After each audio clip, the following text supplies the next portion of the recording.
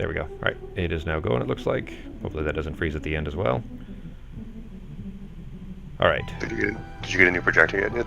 Or a new No, bulb? I'm still playing on the TV. No. Yeah. Yeah, the bulb hasn't come in yet. I couldn't order these. Aren't primable. They're from the manufacturer, so taking a little longer. All right. So, you guys have just kind of exited the previous plane.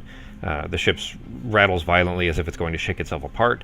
You kind of expect that some screws are going to start coming loose and wall panels are going to come flying off, and these mysterious fires to break out on the panels any second now. But then the Hermian shoe stops in place above this new planet, or a planet at least, as this one is just as different from your home as the last one.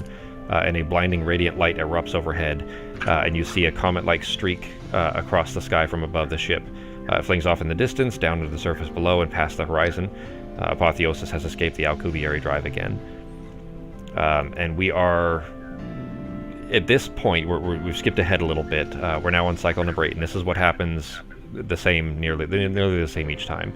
In these past few cycles, though, Yorth and Jack have posited the theory that most of the crew has since come to accept. It seems that when you initially left your home planet, when Drew fired up the Alcubierre drive with Apotheosis, that you escaped the hunger, and that gelatinous surface that you guys shot out through, at some point there, a snapshot was created, like a recorded state.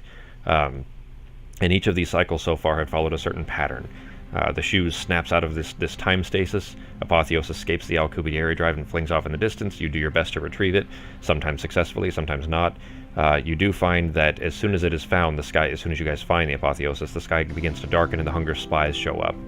You start noticing these kind of milk-white, angular, spider-like creatures. Ketis had noticed them once before.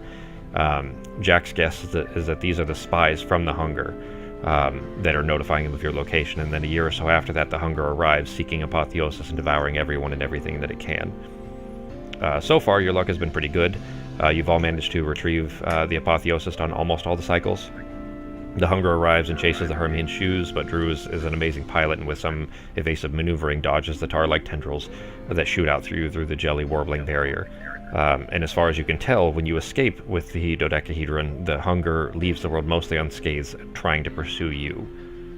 But 2 years ago, on the 6th cycle, you and the rest of the crew, with all of your efforts, could not find Apotheosis. The planet was this verdant menagerie, no intelligent species, but flora and fauna of vast depth and richness, creatures of unimaginable variety and beauty. Yorth spent practically all of her free time during this year cataloging these creatures in this big oversized book that she found, or created, rather, she made, and then bound in this leather that she made from a fruit tree. And when the darkness came, it had no trouble finding Apotheosis, and it grew. It swelled and visibly got larger, as you guys could see, and that dead black tar blanketed the world, devouring all life. Yorth cried. Navarro, maybe you did too, I don't know. With solemn regard, Drew, through gritted teeth, piloted the Hermian shoes out of the prime material plane and onto the next cycle. Elsbeth takes to calling the phenomena the hunger, and you all follow soon after. So here we are in the 8th cycle, that you guys have kind of gone through this process a few times. It's already beginning to get very tiresome, very, very depressing to keep kind of repeating this process of having to constantly run. It's basically periods of immense panic and terror, and then months and months up to a year of boredom, essentially, where you're kind of are on sometimes an uninhabited planet. Between these moments of trying to rush to save your lives and whatever you can from the planet below.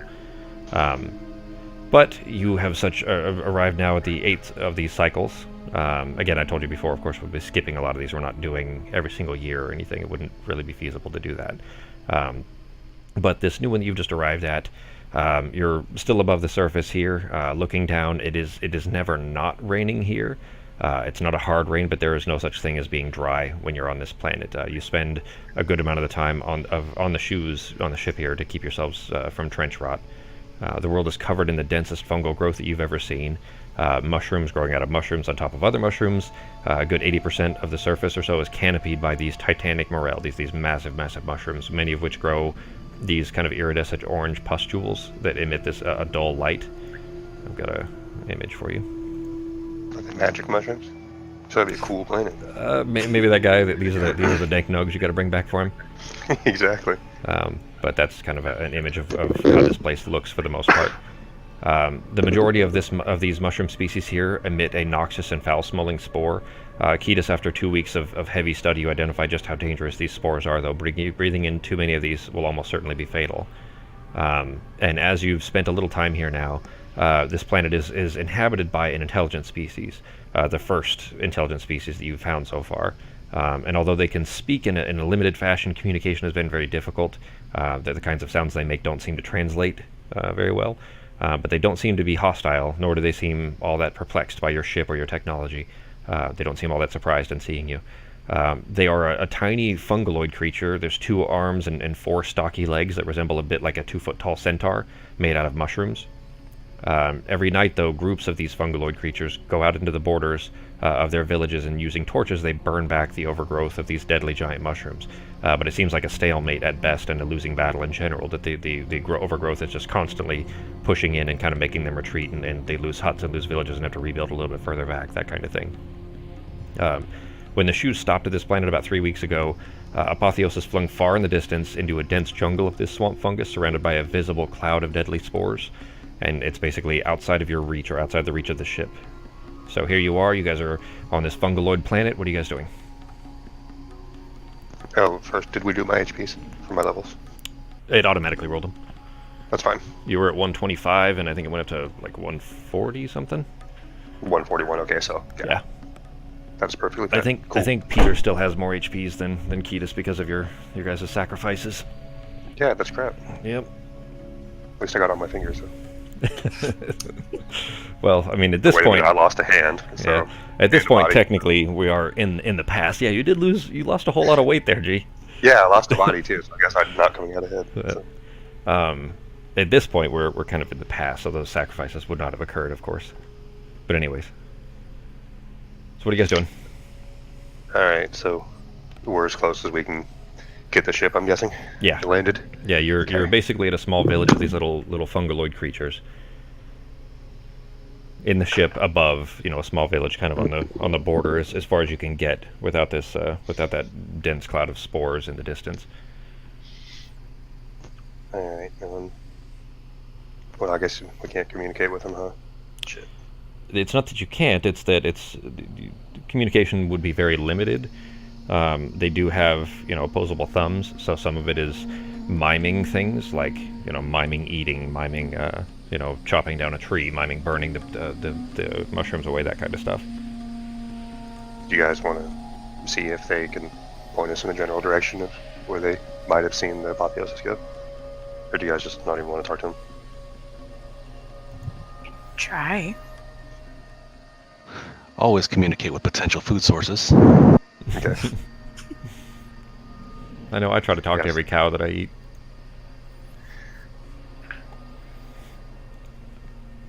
So what's the plan? What are you guys doing? I guess let's land near the village and kind of make first contact. You've already so you've been here a little bit of time, and you've I wouldn't call it first contact only because if we played through every single first contact that could get a little tedious. But you've kind of you've been here for a little bit of time now, and have spoken. I say spoken, of course, but communicated with them a couple of times. Again, they don't seem surprised by your guys' presence or the technology of the ship or anything of that sort. They kind of just keep going about their own work unless you force them to interact. Oh, well then, yeah. We'll just land close to the target. Okay. As far as, like, what target, I guess? What target are you looking for? Village. Okay. So you guys set down outside of it. There's enough of a clearing every once in a while between these giant mushrooms that you can bring the ship down between them and set down. There is a pretty significant shaking of the mushrooms every time you do that. So as soon as you've brought the ship down, it just causes enough reverberation and disturbance in the air that those mushrooms shake and release a ton of these spores that are very toxic. So you end up bringing the ship down, and you have to wait inside, for a good solid hour or so while this air kind of settles down, because it's just very, very muggy, very still. There isn't hardly any wind, and there's just a ton of mist in the air already that the spores just kind of float down into, which is why it's just perpetually wet here. But you let it rest for a while and then step outside. There are two of these little little mini mushroom centaur things outside of their village that are probably, you're just from looking at them, you're guessing they're probably some kind of guards, but they don't seem to be paying you much attention. They're just kind of doing their own thing and spinning in circles, as mushrooms want to do. What are you guys doing? Alright, you guys want to try hand gestures, maybe? See? Yeah. You want to try the guards, or do you guys want to go in farther? Well, we have no clue on where the engine is, right? You saw that it went into the distance, far into the distance, in this very dense, kind of jungly mushroom forest. But the area itself is so densely clouded with these spores that even getting the ship near it, it starts to choke up the engine intakes, and the engine or the ship it won't be able to go much further without stalling. And if you crashed inside that area, you'd be boned. I guess let's just keep walking towards the where we saw it last. Okay. Okay, so if you're bypassing the village then and kind of walk in that direction, the village was near the kind of beginning of the denseness of this cloud anyways. So in half an hour's time from the village, you've made it to... actually, before that, I guess, who all is going?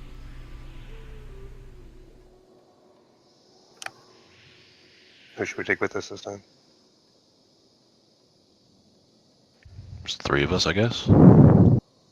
If you want, we can just do it just us. Yeah. Okay. Okay. Drew then mentions, all right, well, you know, if you guys are going to be heading out there, one, obviously be real careful, because, you know, a recall may be difficult. We may not be able to get in far enough to be able to pick you guys up and bring you out, so you'll need to be, you know, exceptionally careful on your way in and your way out. And we don't even know, you know, if there's anything dangerous further in. We have kind of explored most of this place, of course, and it doesn't seem like there is a lot other than these spores here that are dangerous. But even still, you know, we don't know what's in that dense cloud. I got to ask too then, and you know, Elspeth can back me up here, but what is your guys' plan for dealing with those spores?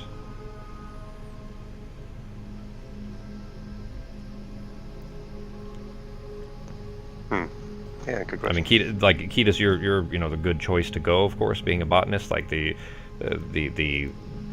nature of these spores is kind of within your wheelhouse, but you still have to be able to breathe. So what's the plan? Would wind wall work to push the spores away?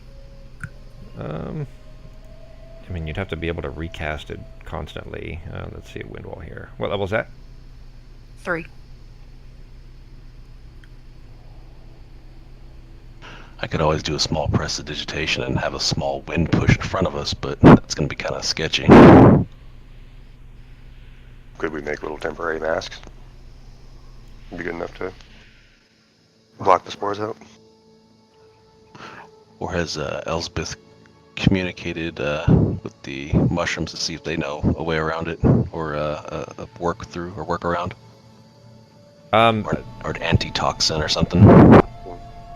I'd say that that you guys, you know, as a team really have you know, tried to discuss how to get past that as much as you could. They don't seem to really know that they seem to be of limited intelligence, like intelligent in that they procreate their species. They know how to kind of build structures and things like that, but don't necessarily have aspirations much beyond that, other than just kind of keeping themselves alive. And so they haven't really created any means of getting past that, except, well, yeah, I mean, they you know, their response is essentially, well, yeah, I mean, we burn it back every day. Why don't you just do that? That's what their, you know, their idea doesn't necessarily suit what you guys are aiming for, unless it was like, you know, their suggestion basically, as Yorth translates it, would be burn a section, move yourselves in, wait a day, burn a section, move in, wait a day, rinse and repeat until you get the whole way there. Which, you know, as she describes it back to you, would probably, based on the distance that Jack has done the actually Peter has done the math for this, being the navigator, would probably take you a month to get there, and then presumably a month back, because it regrows very rapidly.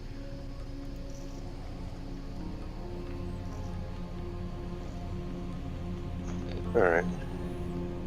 Which isn't to say that couldn't work. I mean, that could. Maybe, you know, maybe it means... You know, and this is as Yorth is describing it to you, maybe it means, you know, surrounding the campsite, kind of this perpetual campsite that you guys keep moving with, flame, just constantly burning it back and just leaving campfire surrounding yourselves the whole time, with the effort, of course, of burning the spores away. Well, I guess we could do that if we needed to. And in answer to Peter and Navarro's question about using wind wall and things like that, she says that may help, and Elspeth pipes in. I mean, it seems like it would be something. It would be better than nothing, certainly. But if you think about how wind moves, as soon as you've pushed it forward, you've created a vacuum, and more spores will get sucked right into that same vacuum. You need some type of a sphere or bubble of protection or something. A little scuba bubble. Yeah. Is there a way for us to make like masks or anything like that? If that's like Jack kind of brings a finger up and he's kind of tapping his chin, like trying to think on how that might work. It would be kind of his area. It would obviously need to be something that he would need to test, he says, but it's that could be a possibility, but it may take time for development. So we need to figure out what the plan is that we're going to go with, and then get ourselves set on that path. Okay. What would you guys think? We have nothing on the ship that would cause a fire, because we could fly to where we need to, cause a large fire, burn it off for a day or two, and then feather fall down off the ship, maybe. Drew replies, well, Drew says, well, I mean, we'll get as far in as we can with the ship before the spores just are too dense that it would start to choke up the engines, and that's where we'll drop you. So that'll get you in a little bit of distance, and then depending on the route you want to take and how you intend to deal with the spores, maybe we can cut out some of the time of that journey. Maybe we can get you in, 10 days worth of campsites if you were going to go that route, or something to that effect. It's still quite a bit of a walk anyways, and this is something that Peter, in fact, actually roll a survival check on Peter.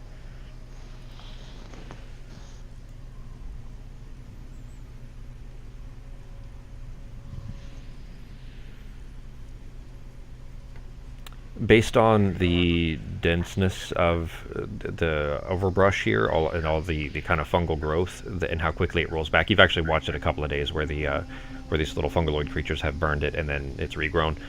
Based on what you've seen, you expect, just doing a little kind of back of an envelope math here, you think that if the ship can get you a little ways in and then drop you off, assuming you can safely make it to the ground and everything, that you probably have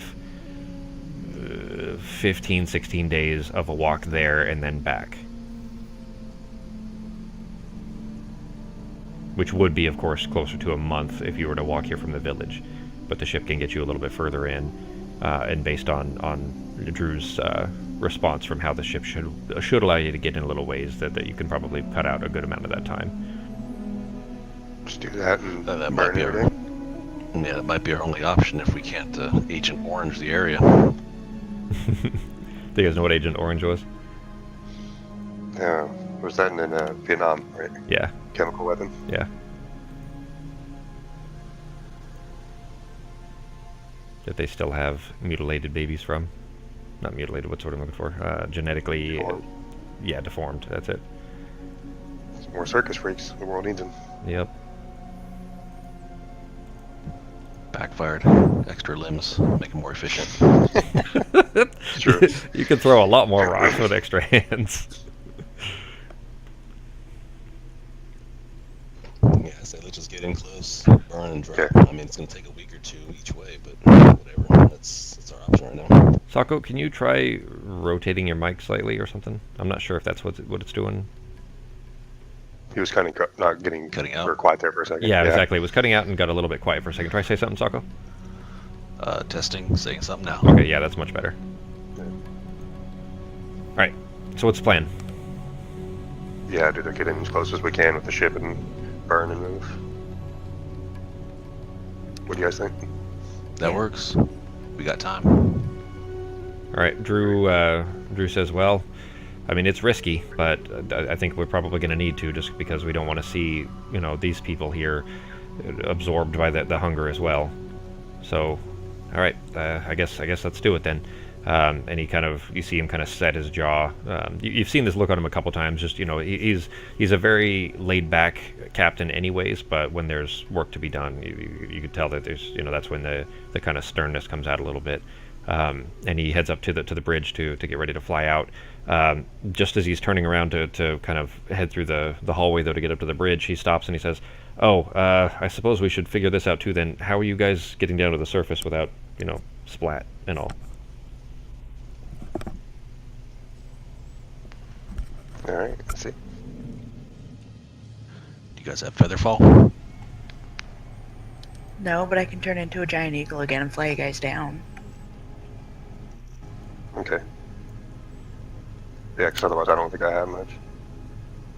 When you say that, Yorith pipes up. She says, "Sis, I mean, those spores are really thick. I mean, what are you just gonna hold your breath?" If I I thought have we were gonna torch them and wait a day, hover over it. Well, the ship can't wait a day. That's what Drew pipes up and says. The ship can't wait. Like once we're gonna fly in, burning away all we can. But as soon as we stop, you guys have to kind of fly down somehow through the cloud of spores that are still there. We can't. We don't have anything to burn the ground with, if that's what you mean. Basically, the ship is just going to burn away the stuff that is kind of trying to choke up the engines before it gets too much, and then it's going to immediately have to turn around and fly back. So it's going to fly in, you guys parachute down, whatever you're going to do, and then it has to immediately turn around and go back to get out of this dense cloud of spores. How high up are we going to be? Or how low? Ketis, you've done the kind of simple math of looking at the height of these mushrooms, and they get a little bit taller and denser the further you get into this cloud. So based on how far you think you'll get in, where the kind of almost like a mountain basically of these mushrooms getting taller and taller, and you can't see the ground, but assuming that the ground is at a similar level, elevation as it is further back, you are looking at probably 80 feet up. I have an idea. Drew says, "What's that?" What if I threw Toki off the ship? Obviously, he's just ethereal. He doesn't really exist. And plus, he's dead weight. Plus, he's dead weight. Yeah, and he can run through the spores. That's not an issue. I can have him run through the spores for a day to where we need. Maybe the opening of a cave. And since I'll have sight through his eyes, I can teleport us there. That's a creative idea. Elsbeth looks impressed, actually. She says, "I mean, it's there's still a little bit of risk involved, but that's not too bad of an idea. I mean, let's see how." She says, "What circle is that as far as your teleport spell?" That's a 7th level conjuration arcane. All right, so yeah, you can only do it once a day. She says, "Damn, I was wondering, if it was something maybe we." Rinse and repeat that every day. I suppose it still keeps us out of danger, though. I mean, if we just make a small camp and just keeps, as soon as we teleport, reburn, what do you think? Yeah, I mean, it'll take time, but we got some time. I mean, if it's going to take days to walk anyways, this at least keeps you guys out of danger for the most part, right? You teleport, Toki runs ahead, finds a relatively safe place, keeps an eye out for danger. Finds a spot that you can teleport to, you teleport to it, you set up camp, you maybe a little boring, maybe you bring a book, but you read for a day and then, rinse and repeat. Yeah. That's an interesting idea. I figured since we can get down there, we could just burn it with Dragon's Breath. I could cast Dragon's Breath on us and burn away. Oh. Yeah, I've got Firestorm too. You guys are just gonna burn this whole place down. Fuck this whole planet. Alright, so I like this. Alright, so I guess Drew says then, alright, so now that that's kind of figured out then, I mean, if you're gonna just, try to breathe carefully, throw Toki out the window, let him, I mean, he still takes damage, Sako, but he doesn't need to breathe, so I would say that, the spores won't be an issue for him, but him falling 80 feet from a ship to the ground will still kill him, and then he would, bamf out of existence. You'd have to recreate. So you still got to get him to the ground, but what's the plan? Oh, well, okay, never mind. I mean, I have an idea, but I'm not going to tell you because that wouldn't be fun. Could we make a little parachute one?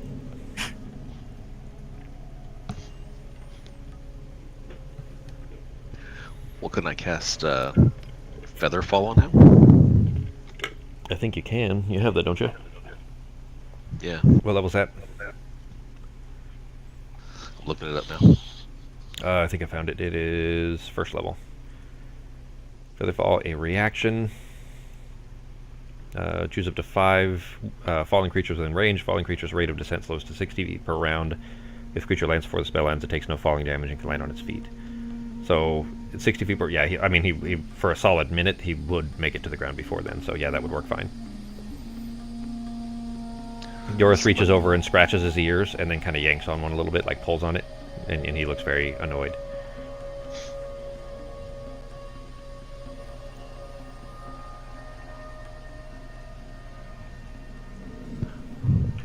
Why is yours annoyed?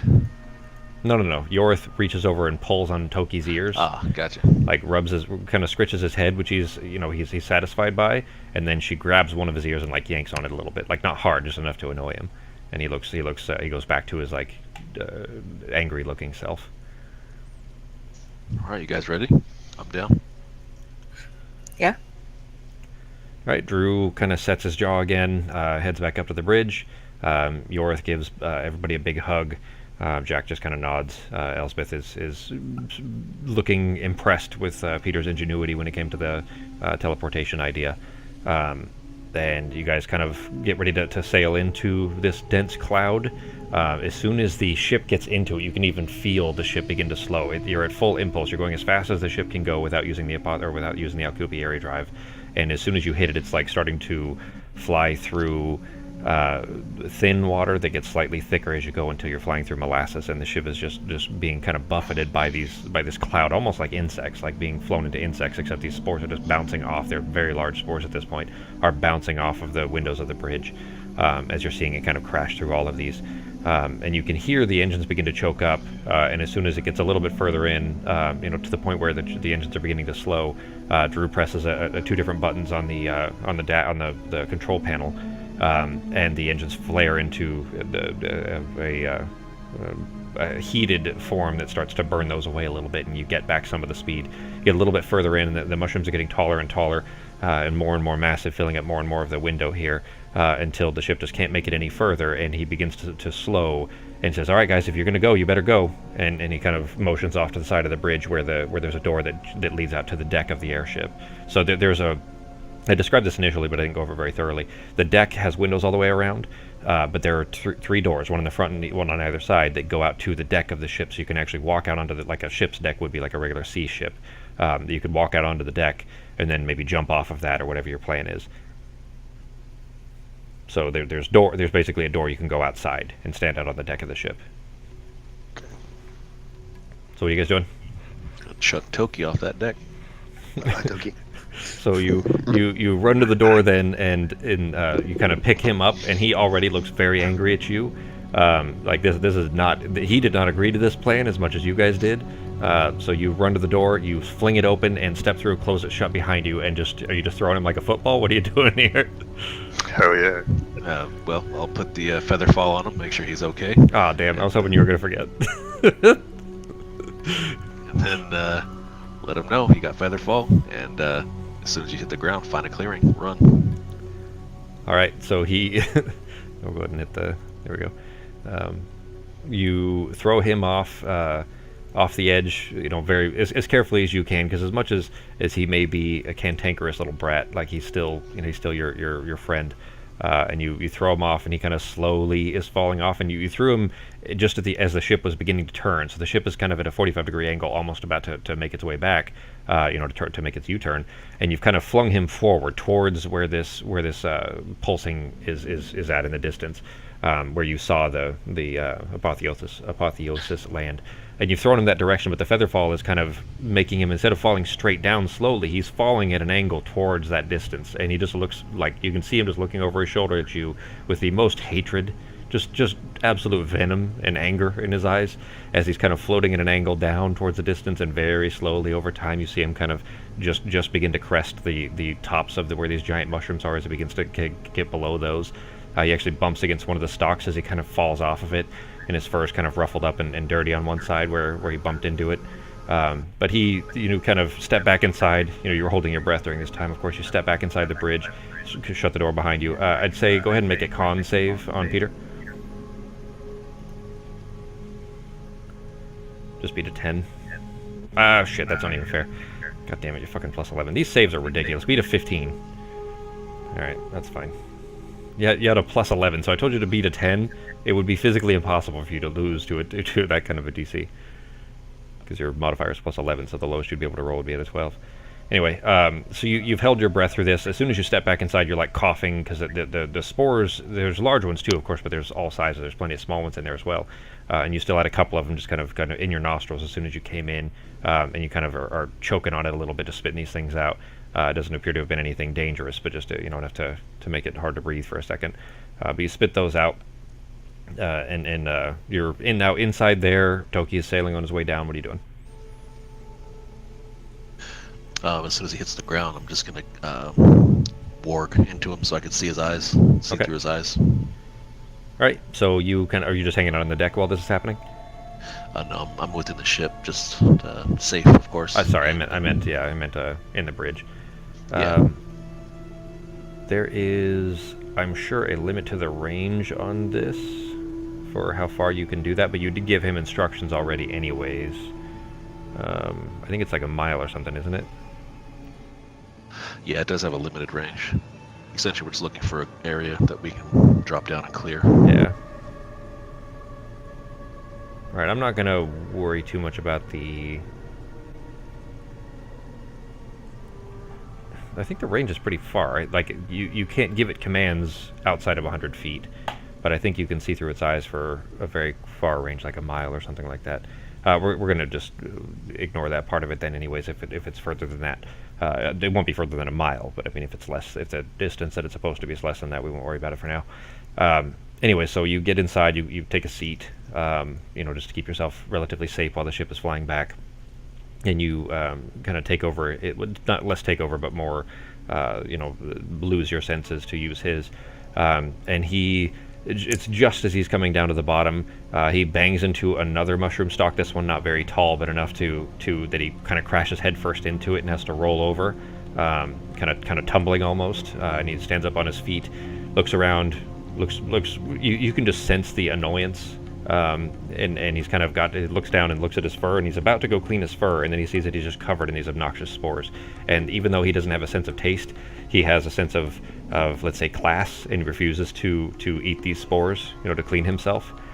So he just kind of shakes himself, looking very annoyed, and starts let's just say a not hurried pace of walking forward towards the center of this area where you expect the apotheosis to be. Does not rush. It doesn't appear to be in much of a hurry, just kind of being an asshole about it, but he kind of begins to trot his way along. And the undergrowth here is extremely thick. He does occasionally see another of the four-legged mushroom fungaloid type people, but every time he sees one, they're alone out here, and they don't appear to be doing anything specific. It almost looks like they're just out here like a survivor, like a single person living in the woods kind of surviving. But there are not very many of them. They do look to be a slightly different color, a little more green than the bluer ones that were outside. But they don't seem to pay him any mind. He just keeps walking past. But they're walking around with their own little spears or little kind of chopped up chunks of wood that they've formed into kind of axe shapes and things like that. Just tools, basically. He does see, as he's walking through this, though, he sees what looks to be the style of footprint that these mushroom-style creatures have, except much, much larger. There's he sees occasionally the ones of the kind of centaur-shaped ones that are walking around. He sees those footprints, and those don't really stand out because he's seen those now. But there are much, much larger ones that are 3 body lengths for Toki. If he were to go tail to nose, these footprints of this mushroom-style creature are much, much larger than the others that you guys have seen. And he sees them occasionally that kind of follow the path for a second, as far as it follows this direction, but it turns off, and he doesn't want to, lose the path that you've given him, the instructions you've given him, so he keeps going on. And there's no rocky terrain out here, so he goes as far as he thinks is safe, but there just doesn't appear to be any kind of a cave or anything to be able to find. So he does the next best, and he keeps kind of going along his direction, this path there, until he finds what looks like essentially a clearing in a forest would be, where there just aren't a ton of mushrooms directly overhead, meaning you won't have this kind of constant rain of these spores overhead. That there'll still be enough of them that are just drifting down with the mist here. As his fur is, kind of soaked in all this stuff and dripping. Like the spot that he finds is about as open of a space as you're going to be able to find, it seems. And he kind of just stops there and sits down, wraps his tail around his feet.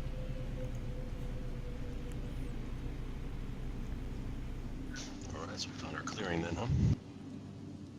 Cool. What are you doing? Alright, so I guess if everybody's ready, we can do a teleport together and take whoever we need to. Yeah, we're gonna leave everybody else on the ship. Yorth We're gonna says, bring so somebody. you guys are going to just go by yourselves, just the three of you? Maybe we should bring somebody with us. What do you guys think? Maybe Elspeth for communication. It's fine with me. Okay. So you head back to the teleportation chamber here on the ship. It's basically just a teleportation circle that is already formed, so you don't have to manually create one. And Peter, you gather everybody around and begin the incantation for it. There's a runic symbol that you keep just kind of prepared that you have carved into the side of your Parada staff.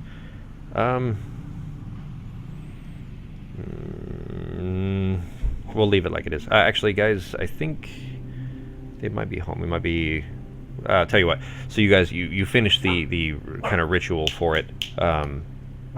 Stop it, dog. And you snap this blue circle down on the ground, and you immediately teleport into the ground next to Toki. What are you guys doing down on the ground?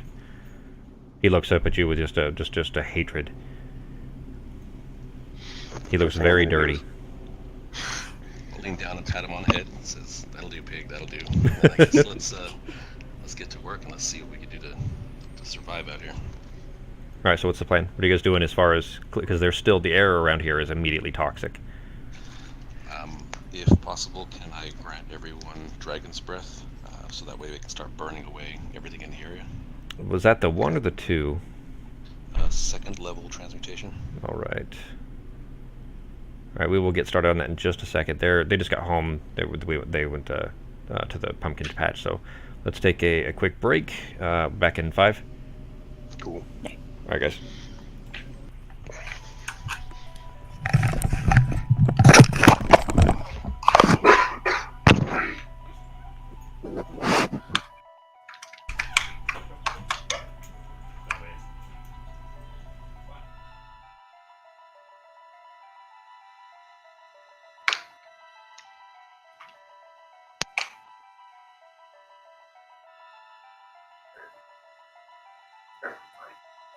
Any of those giant mushroom things? Drive it.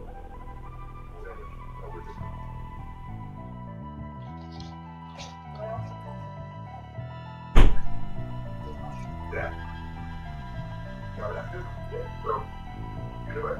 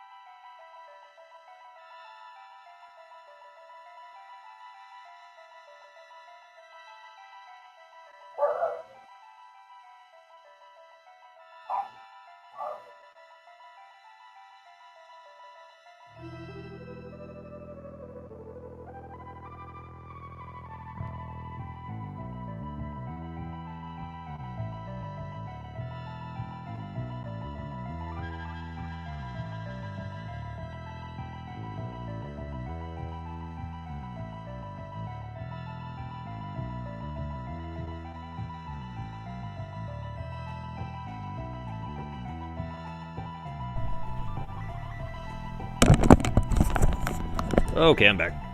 Anybody here?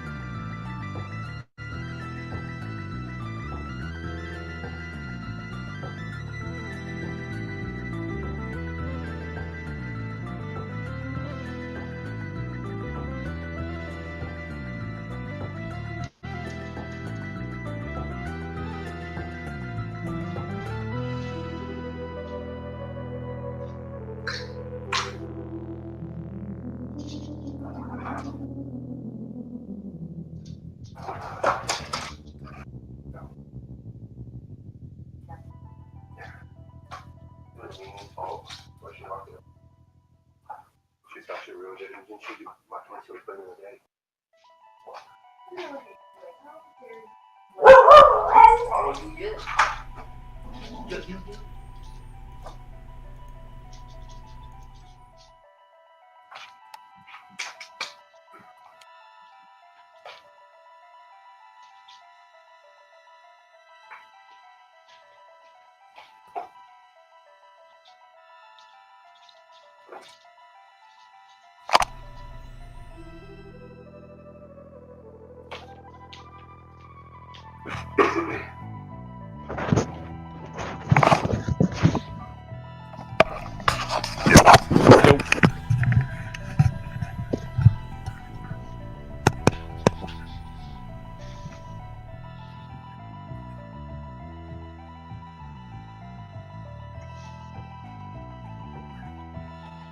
I gotta read over that Dragon's Breath for real. Concentration up to a minute. That's not gonna work on too many. Yeah, I have actually an idea as well. What's that? Are we all back? Yeah, Yeah. Becky back? Okay, alright, cool. Everybody good to go then? You're quiet though, Sako. Yeah, you are really quiet, Taco. Is your mic down? Yeah, I just moved it. Sorry. Okay, cool. All right, I'm gonna throw this out there. You tell me what you guys think. What's that? We're on the ground, we're surrounded by spores. Everything looks kind of crap. I can do one of two things for now, just to keep us safe for the moment. You tell us what you think. I could cast a hallucinatory terrain. It's a 300-foot circle around us that changes the environment into a habitable, nice-smelling, clean-looking terrain. Then we walk to the edge of that and start burning away everything ahead of us, which will make the clearing nice for tomorrow or the day after tomorrow, and we'll just rinse and repeat. Or I could cast Mordecai's Magnificent Mansion, and we have a place to stay safely for the time being, and then again go outside, burn, and go back inside. Do either one of those use different spell slots that you might want to save for combat or something? Because if so, just say whichever one's better for you, because those both sound like good options. So Well, it sounds like we're going to be doing this, waiting a day, so we'll have to rest or wait for the day, and then moving Sako, forward. is there, real quick, sorry to interrupt there, I'm not sure if you're breathing it, but is a fan or something hitting the mic? There's something's hitting the mic, like, I think it might either breathing or a fan or something, I'm not sure. It's just happening, like, sequentially, so it almost sounds like it's a fan or something. No, I don't have a fan. Okay, I'll now it move the sounds mic. clear. Now it sounds perfectly fine. Did you do anything? No? I don't know what it is then. Alright, well, go ahead, G. Or Sako. So anyway, I guess the situation is we have to burn the forest, wait a day or two, then we're safe. Then we gotta send Toki out again over and over and over for the next week or two. We could either use that mansion or the hallucinatory, whatchamacallit, each way. And since it's gonna take more than a day each time we do it, we'll have that day rest and we'll get the spells back. Okay. Well, you guys want to, live it up all up in the Ritz in the mansion, or what?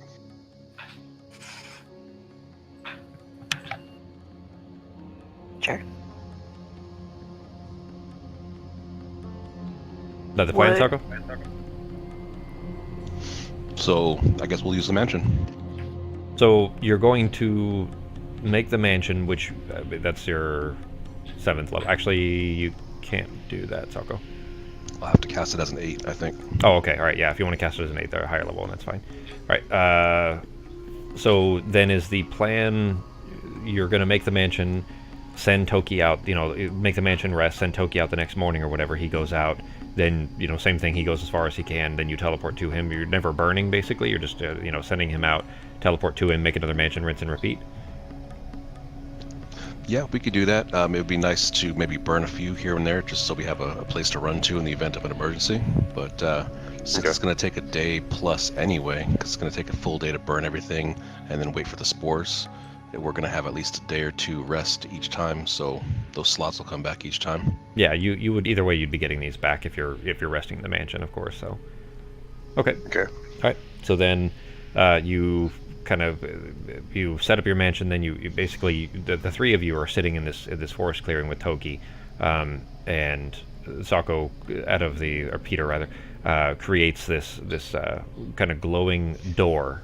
You're just standing there and you see this glowing door appear in the middle of nowhere, kind of like Dark Tower style, like a door just floating into open space.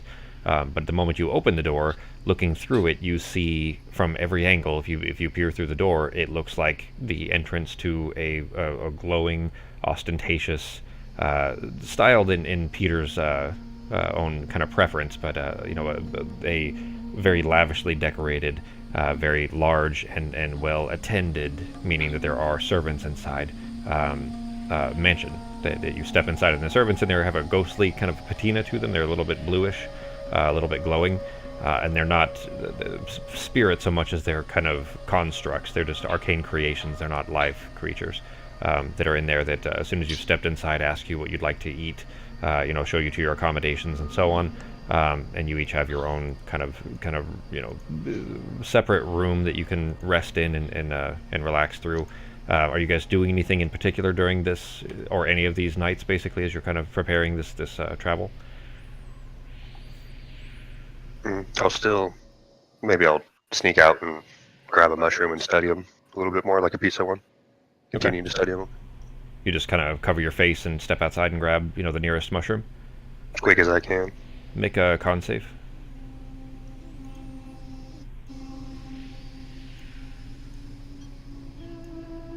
Okay. You step out and you grab the nearest one that you can see is a small purple one, and it has little blue dots all over it. You've seen a species that's similar to this back home, but you can't imagine that this would be, closely related to that in any way. Even touching it, you feel almost like splinters that are kind of jabbing it. Like the surface of it looks and at first feels smooth, but when you pull your fingers away and you look at them, you have these tiny little splinters, essentially, of this kind of flexible, fibrous material that are stuck into your fingertips. They don't appear to be toxic or causing any major issues there, but you kind of run back into the ship and head back into the bridge and then back to your little lab. Go ahead and make an alchemy check. Or herbalism, sorry. Herbalism.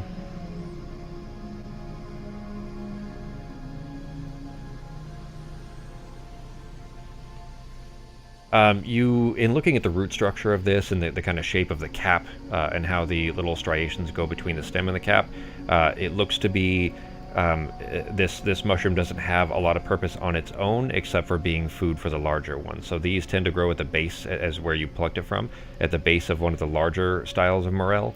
And where you grabbed it, you kind of intuit that this is a one with a very short lifespan. It's already begun to wilt on its own. Of course, that you plucked it accelerates that, but had already begun to wilt even before you'd plucked it away. And it seems that this probably grows very rapidly and immediately just returns to the dirt, and the kind of organic material then feeds the larger ones. And they're the way that a plant can be indirectly carnivorous and essentially is kind of reabsorbing the genetic material that these mushrooms are feeding back into it. Beyond that, though, it doesn't appear to have, is just from this limited looking over, doesn't appear to have any medicinal benefit. It's possible that this could have, because of the spiny materials to it, could be potentially used as a substance, as a maybe a catalyst for a different alchemical concoction, but on its own it doesn't appear to have much use. Okay. So you're, sorry, I said you were running the ship. You're actually, of course, running back into the mansion there, where you were using your kind of mobile alembic that you have in your bags for kind of a quick study. You might be able to get a little bit more with the benefits of the ship's lab once you return there, if this mushroom survives that distance. Okay. But you've kind of stored it away in your bag in a temporary. What's the word I'm looking for? A temporary sample, like a sample size, or a sample vial. But you've got that. Navarra, Peter, you guys doing anything for the evening before you set out for the next day?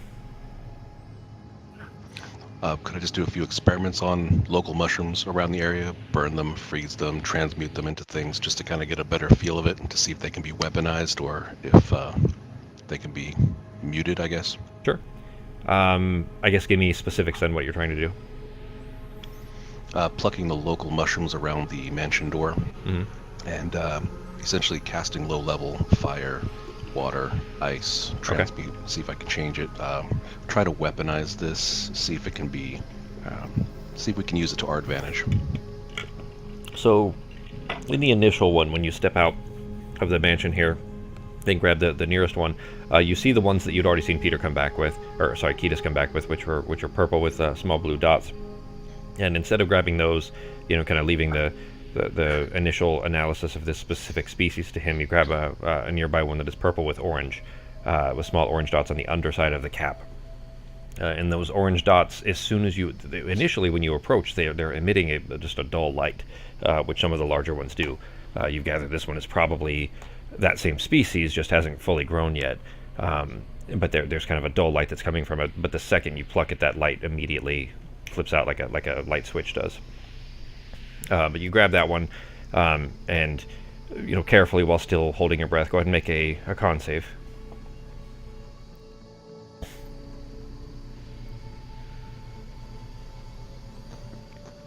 Yeah. So you kind of carefully holding your breath, look at it, and you notice that not only when you pluck it does the light go out, but that at the moment that this moment your fingers touch this thing, some of the spores that are kind of resting on the top of the cap, just stuff that has kind of settled down onto it, like dust settling.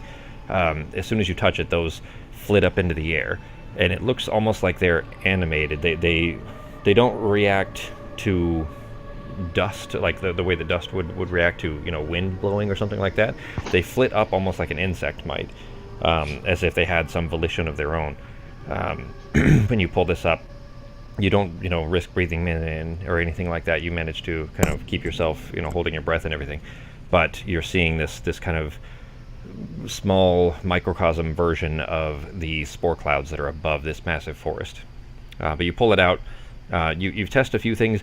Burning it seems to have exactly the effect that you'd expect. It begins to immediately rot away, leaving a singed portion of it, as the part where you burned away is singed exactly as you'd expect.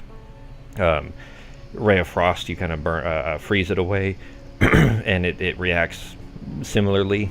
They don't seem to crush very much. They seem to have a little more density to them than you'd expect mushrooms to have.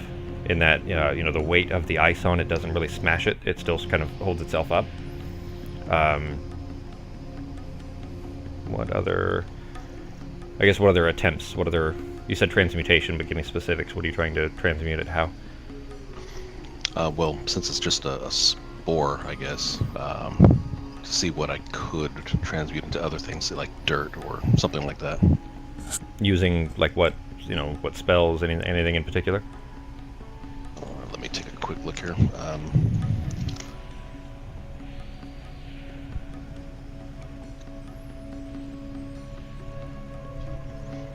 I can't find it. I'm going through my whole book right now. It's all right for that one. We're good, I think. I just want to make sure that I could find any type of weaknesses, or if we could weaponize it. I mean, if that's your specific goal, go ahead and make it an intelligence check. I'd say you can roll nature if you prefer. I'm not sure. Yeah, you don't have proficiency in nature, so just intelligence check.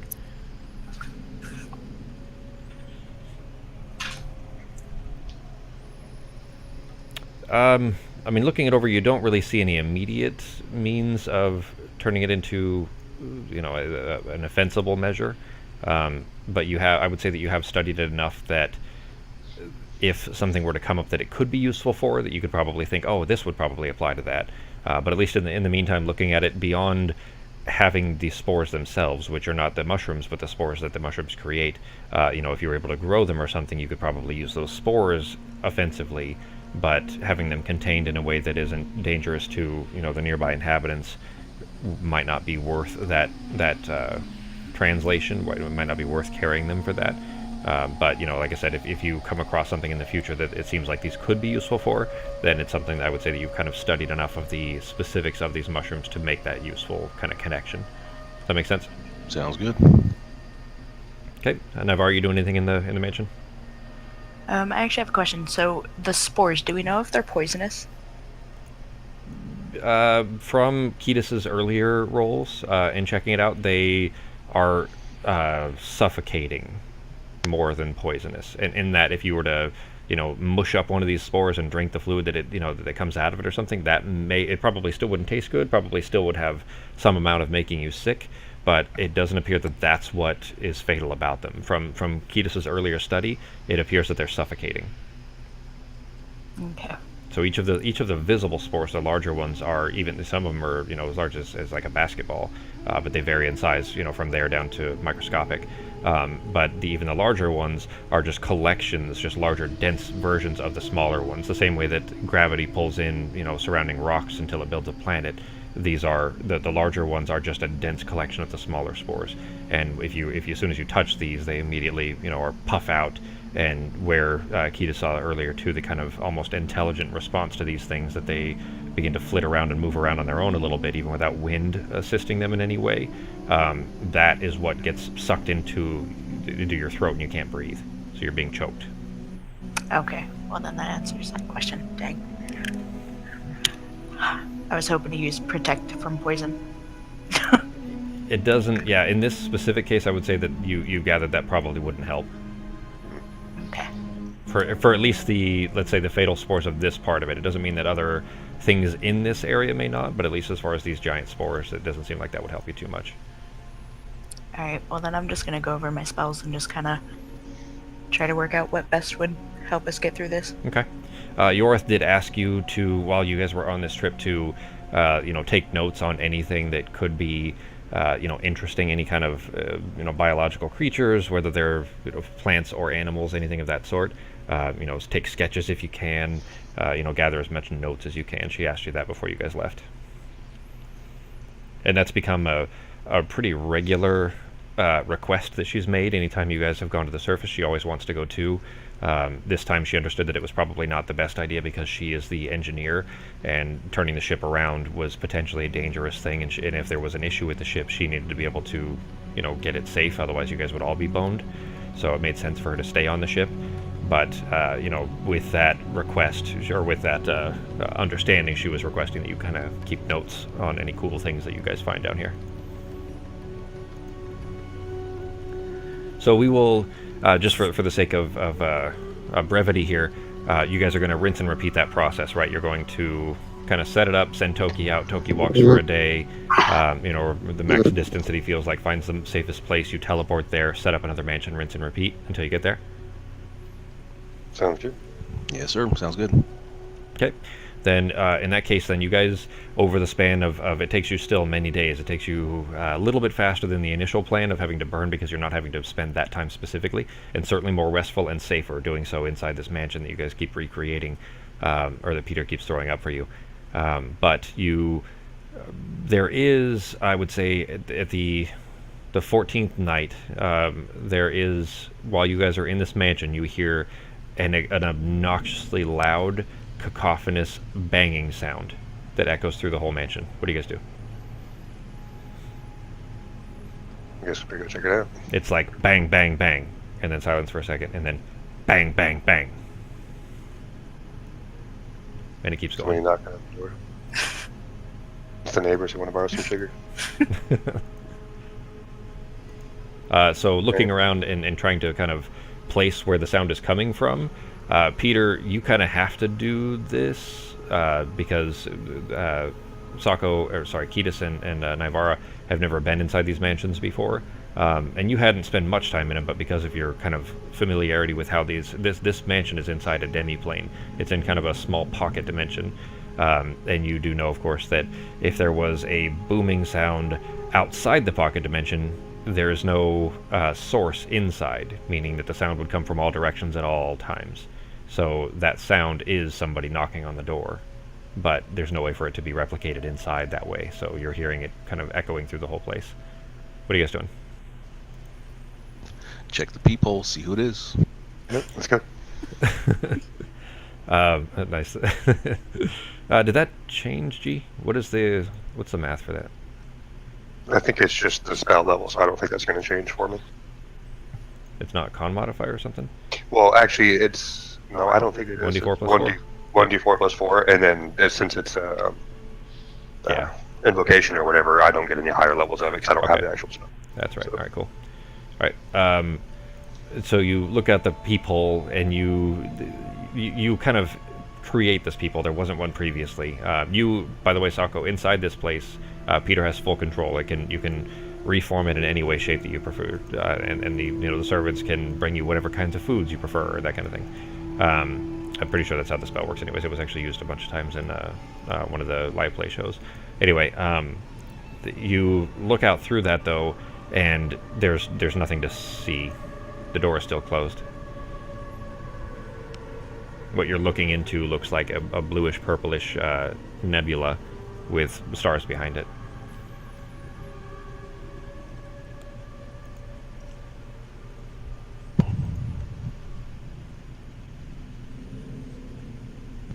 All right.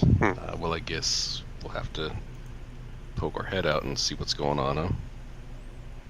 Okay, Yeah, let's Peter knows that with the door closed, that portal is not open. There's no way. Something on the other side would have to dispel magic, essentially. The door is there, and the door is visible to them. As far as I could be wrong on that. I think the door is visible to them. But anyways, the whatever is out there can't open it. It won't. Nothing will happen basically until the door is open. There's no way through it until the door is open. All right then. All right. I guess we'll open the door and see what's going on. All right. Are you preparing anything? You guys just flinging the door open?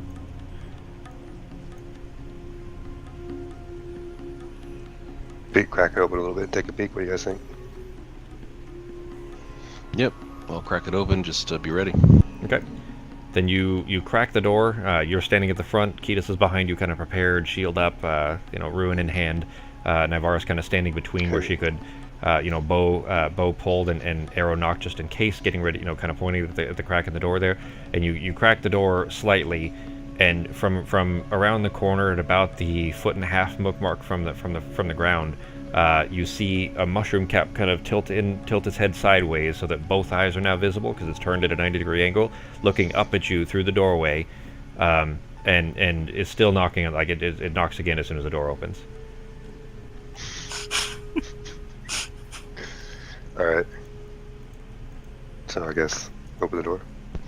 Yeah. Let them in. Open the door. All right, you swing the door out the rest of the way, and standing there is this foot and a half tall, like a little bit short for the people that you've seen, standing there, spear in one hand, kind of, it's big stocky mushroom feet, all four of them planted neatly on the ground, spear in one hand, just looking up at you, and then it raises up its other hand, looking up, and it just waves with its other hand. Give it a good wave back.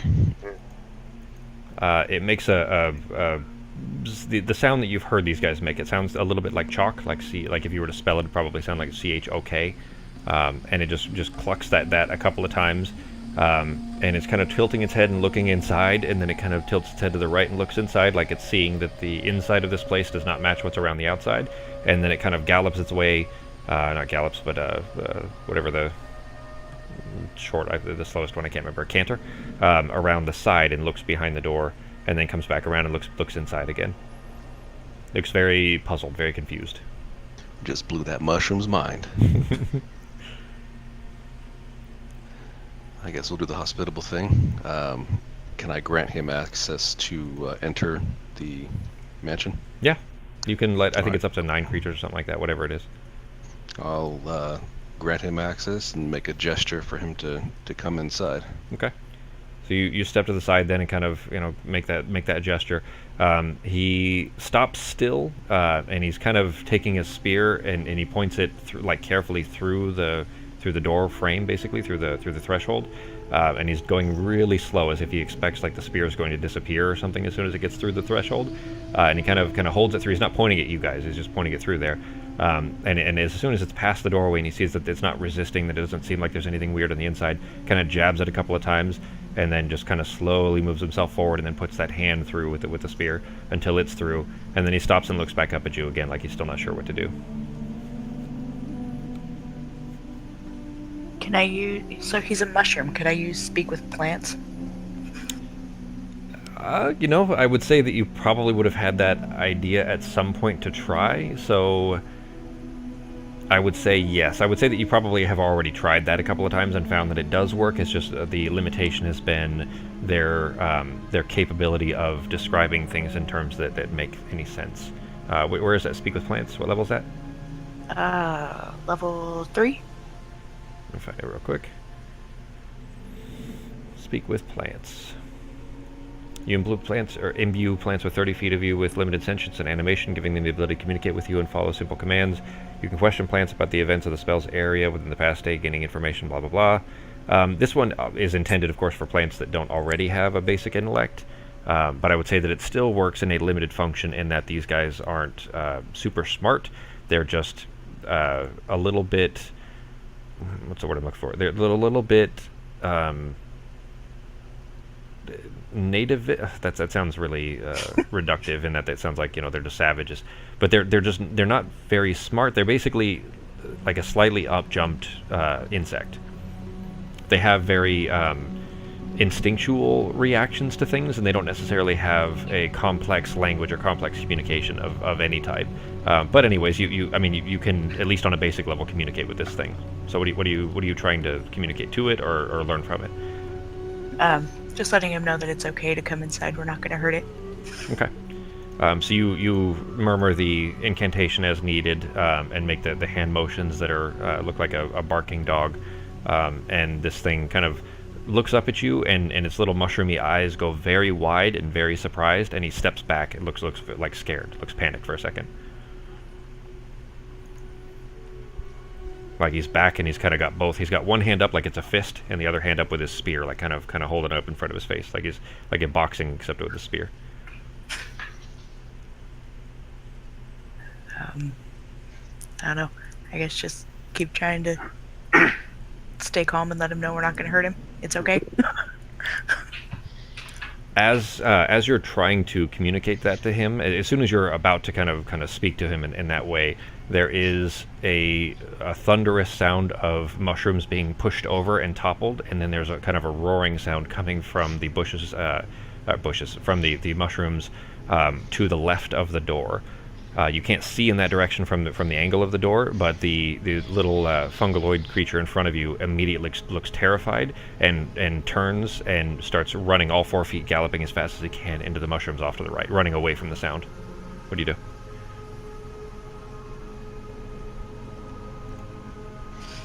got something big coming. Yeah. All right, let's get ready. Tell the servers to start making some pizza. This might go south. In case you want to break in the middle of a fight, a pizza break. We got plenty of mushrooms to spare. The sound is getting louder and louder and getting closer and closer. Now that the door is open, you can hear it coming through the door rather than just the banging sound surrounding the whole place. But there is definitely something coming very fast and sounds very angry. You're hearing kind of this fungaloid roaring sound coming from it. Go ahead and roll initiative.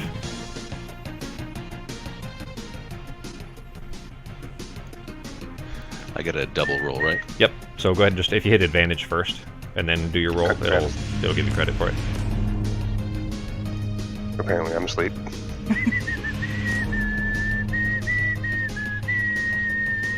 That was a good roll. Alright, I don't have a map for this one. I was looking for it earlier and I couldn't find a good one, so we'll just do this one without a map.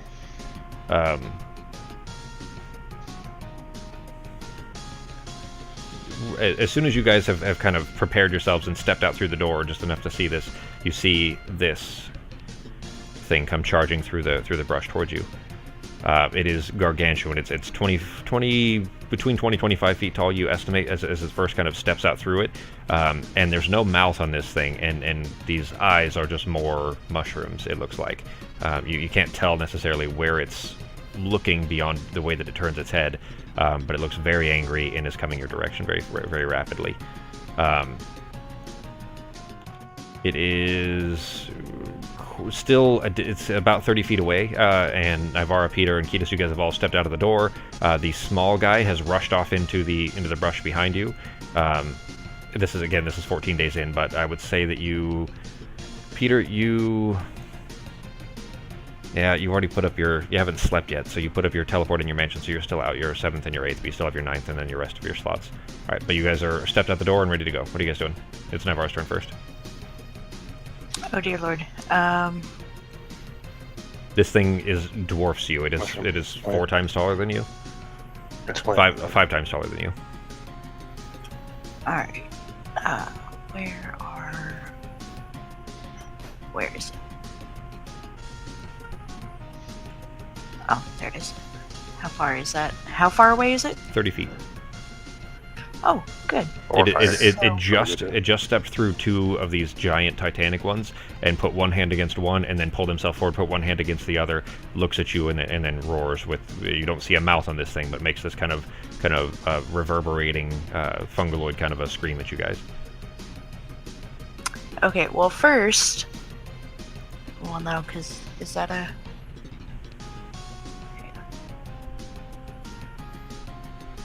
Trying to figure out if that is. Yeah. Okay, so I'm gonna turn into a giant eagle first with Okay. my bonus action, Okay. and then I'm gonna use blight on him. All right. Go ahead and roll your stats on your wild shape for the giant eagle. Where are you?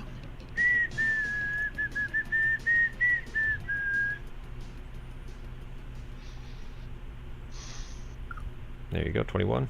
All right, I'm gonna, just for simplicity's sake, I'm gonna put those on your main sheet so we know when you drop out. Sound good? Okay. Yeah. All right. There you go. All right. So you, as you're kind of jump through the door, you see this thing coming. You immediately just throw your arms out behind you, throw your bow back over your shoulder, and your arms kind of begin to fade into these big wings as you begin to lift yourself up off of the ground, and send as your wings kind of burst, send up this wind from the ground. You're kind of sending these rotting leaf, these intangible rotting leaves up into its face. Go ahead and roll the attack for the blight, and mark off the spell slot. You gotta target him. Oh, dang it. You should be able to target him in the combat tracker though. Control and click him. I also found the way to fix the map thing too, by the way. Okay, then hit the cast. There you go. He's a plant, was he supposed to have disadvantage? Oh shit, he is, huh? Or does it automatically even hit? Target a plant, creature, or a magical plant. It makes a saving throw with disadvantage, and the spell deals max damage. He actually he succeeded that time. He rolled an 18 plus 2 is 20 with your DC of 18. So click the cast again, Becky, and we'll just take the, if he fails that one. He rolled the exact same thing. Rolled an 18 plus 2 again. So he succeeded, but it still does max damage if he fails. Is that how it works? Let me see. And spell does max damage. Yeah, if he fails. So he did succeed, which means he'll still take half.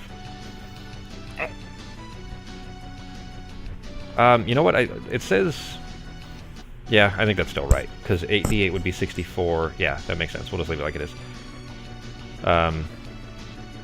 No, because it says half day. Okay, so it would be max. So 64 would be 32. So it does 32 damage instead of just the 21 that would have been because of the half. Does that make sense? Yeah. Yeah, okay. I did that wrong, though. I put it on you. So it's maximum damage, but if it gets the save, it's still Yeah, half max. it's exactly. Yeah. It's half of the So max there's no because you made the rolls. save. Yeah. Yeah. All right. So these kind of diseased-looking, rotted leaf material kind of floats over him, half of covering the kind of eye-shaped stalks that are on his face.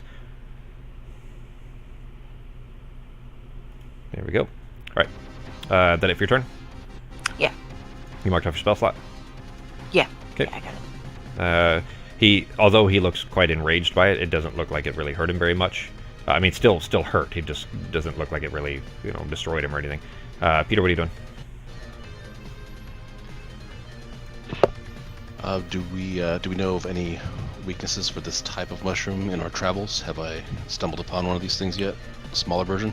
You know what? I would say that in your earlier research that you got an idea. You hadn't seen this ambulatory style. This is the first time you guys have actually seen it, but you did, in looking at it, you've kind of pieced together that the shape of those very large mushroom footprints that you saw, that Toki saw, came from a creature like this.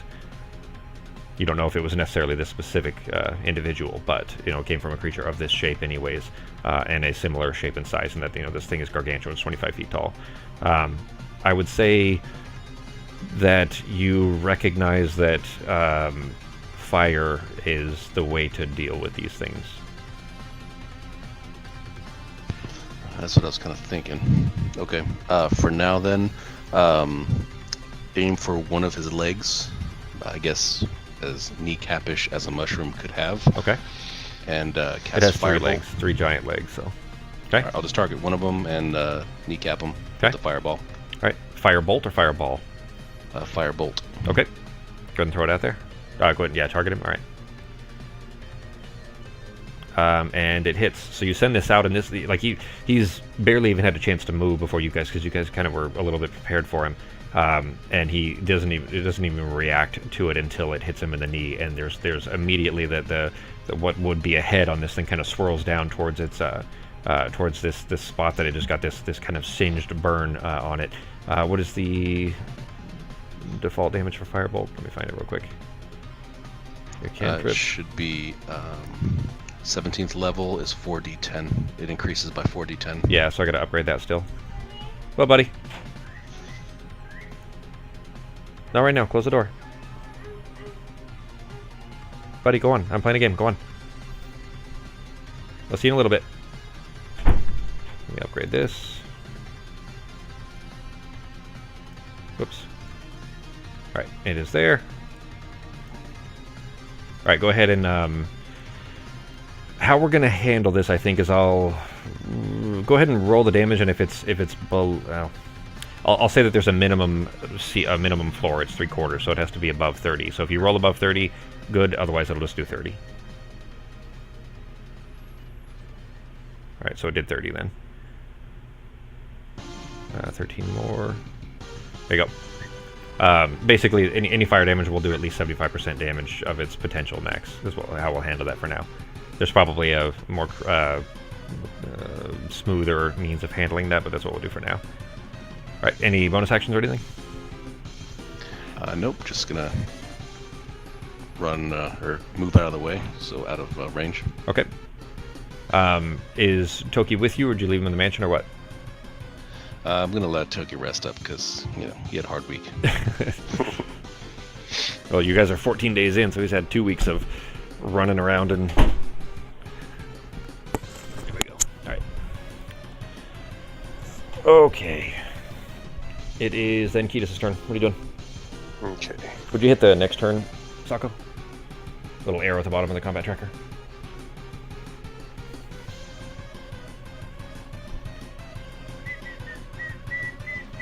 Okay. My shield's still up. Okay. So hit him with my crow's mark, wherever that is. Under your warlock, I think. Yeah.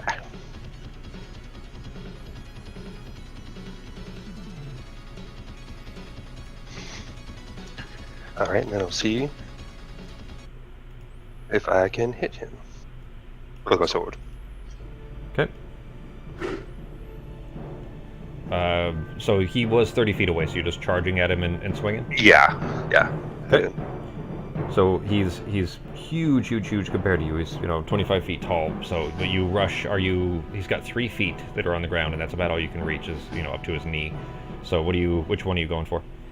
The same one that Peter hit with the firebolt. Okay. All right. So you charge towards that. There's still this kind of singeing spot, and as soon as you get close, you see that this thing isn't like a smooth surface. It looks like the bottom of a forest where there's trees, small bushes and small shrubs and things like that growing out of the ground. That's what the surface of this thing looked like. So when you go to even swing at this, you're kind of hitting not solid material for the first 1.5 feet or so, first 18 inches or so of this, until the blade actually sinks into something solid that still feels spongy. But basically, before that, you're just passing through like leaves and small branches until the kind of the last 8 inches or so of the blade is what cuts into the knee of this thing. It does hit though, so go ahead and roll your damage. Okay. And we will need to add 5 to this as well. So go ahead and roll it. Okay. I hit the life drinker to see if you can do it automatically. I didn't put the Or thing you on have there to yet. do it. Yeah, I still Okay. have to put it on there. I didn't do it yet. Okay. What kind of crap is it? All right, plus another 5.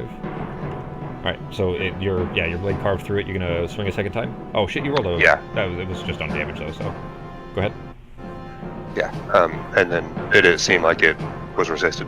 No, seems like it hurt Okay. just fine. Yeah, I mean, it cut through this. Like in fact, when you pull it away, it feels like you carved just a small chunk. Not much, but kind of a small chunk of this spongy material kind of sloughs off, and then the associated small leaves and branches that were growing on it collapse into the ground at your feet. Make a con save though. Oh.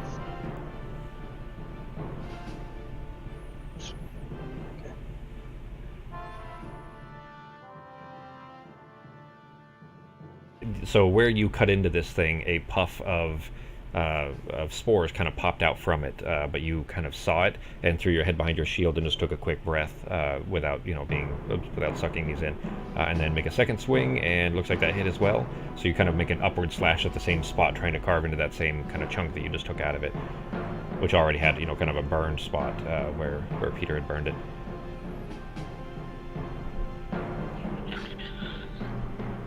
Okay. Hopefully not a 1 this time. That's better. For a total of 20. Okay, and I just added the life drinker as well. And similarly, where you kind of come back up, you carve a small chunk out of the hole that you just cut away. You cut another small kind of slice off of the top of that that goes kind of flipping end over end until it lands on by your left foot. You're going to make a third swing? Yeah. Okay, make your con save as well. You know what, we'll call it once per round. That's fine, we'll just call it once per round. Okay, cool. I was going to say that's going to get hairy three times. Well, I don't want to penalize you for going melee, so. Alright, Yeah. You didn't have him targeted? No? Okay. Well, hang on. I mean, because that attack didn't... But it showed the hit first. That's weird. It still hit. It's there. Well, I mean, you did have him targeted. It shows the hit. It just usually shows the roll and then the hit. But this time it did it backwards for some reason. So, anyways, it still hit. It's 15 still hit, so you're good. Okay.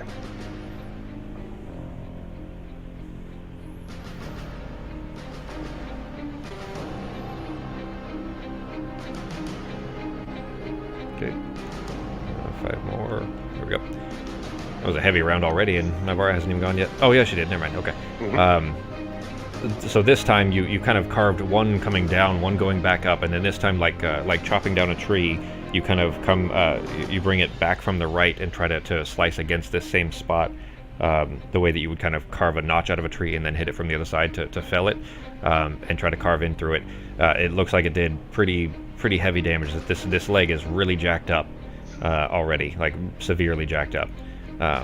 but he's still standing, he's still okay, but yeah, he looks to be pretty wounded from that, and the eye stalks, the face of this thing, look down at you, and immediately, actually, you have to make, hang on, what's the range on this? Eject spores, hang on, text is really tiny. Eject spores at one creature it can see within 5 feet. The target must succeed on a DC 12 or be poisoned for 1 minute.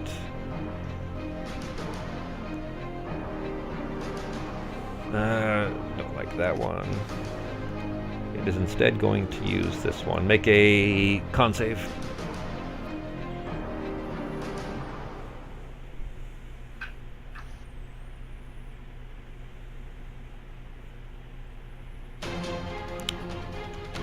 So this thing looks down at you, sees you kind of carving away at its leg, and this kind of reverberating. And actually, now from this angle, you can see that the noise that it's making. There's apparently some kind of what would be essentially a mouth hole that's down where like its neck should be.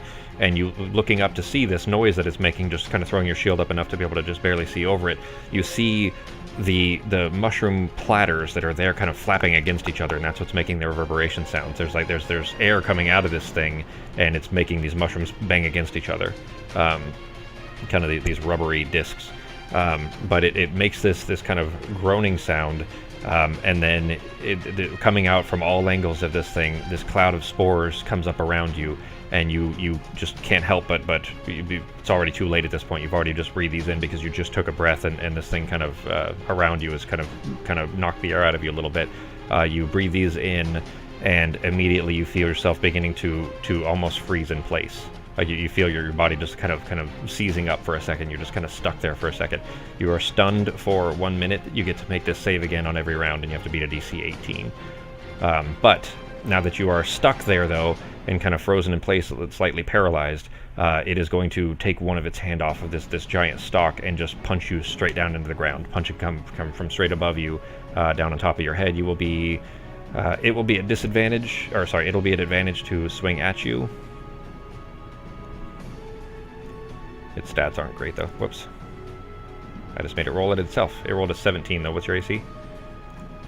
18 with my shield up, I think. I think that's only fair for you to still have your shield even though you're paralyzed. I didn't even think about that. Well, I Yeah. think you should have it. So I'm gonna go ahead. He still gets 2 swings, but we'll give it a second roll here. Oops, I forgot the advantage on it though. Hang on. There we go. It's going to make a second punch down at you, and this time it hits. Damn it.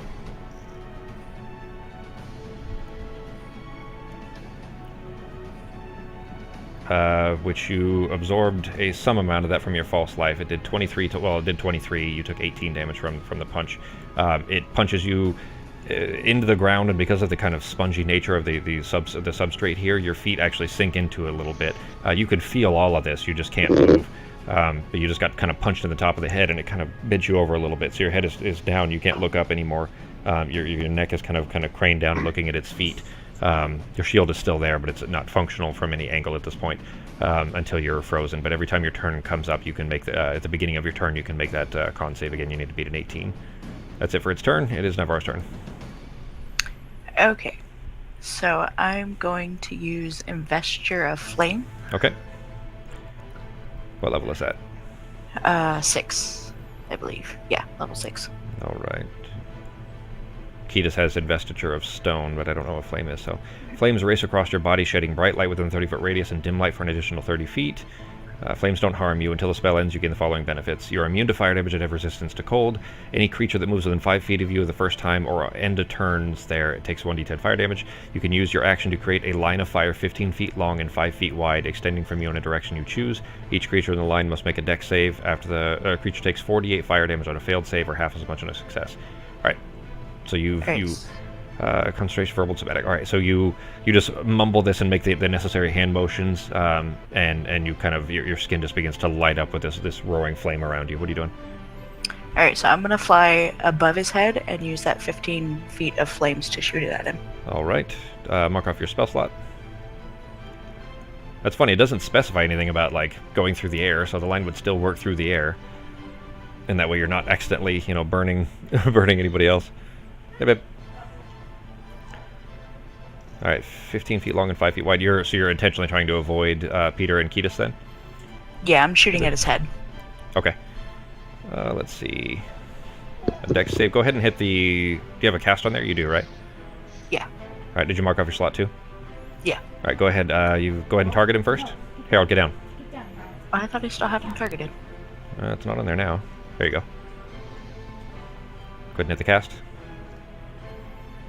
And he succeeds. He rolled an 18 even. He doesn't have any modifiers, so he rolled an 18 even, so he succeeded. But it's still half damage. Actually, it's 75% of whatever half would be, so hang on. 4, 8, so it'd be 16. Wait. 16 would be the half. Times 0.75. Jesus Christ. I made that way too complicated for myself. I shouldn't have done it that way. But it did 12, though. Alright, so... -5. There we go. Alright. So you send out this kind of... out from the beak of this eagle goes this line of floating fire in the air that crosses over... You were aiming for his head, you said? Yeah. Alright, so burning away a good portion of the stalk's eyeballs that are on the face of this thing. Is that for... Let's see, that was a regular action, right? Yeah. Do you still have a bonus? I don't think I have anything that I can actually use in my eagle form for a bonus action right That now. doesn't have a material? Yeah, I don't think so. Okay. So. Alright, Peter's turn. Alright, I'm going to keep harassing that leg. I'm going to drop another firebolt on that leg and continue to back away. Okay. Move that. You are... I mean, did you back your full movement last time? Just enough to stay away from any attacks or anything. Okay. The size of the clearing, and he was just at one edge of it, is about 45 feet across anyway. So you're getting, you know, your door is about in the middle of that. So you're depending on how far you're going, you could be at max before you start getting into undergrowth again. You'd be about max 45 feet back from him. That work? Okay, that works. Yeah, my range is 120 feet for firebolt, so Okay. max it out. All right. Go ahead and throw it at him. And it hits. And this leg's been pretty badly carved away anyways between your initial firebolt and Ketis' swings at it.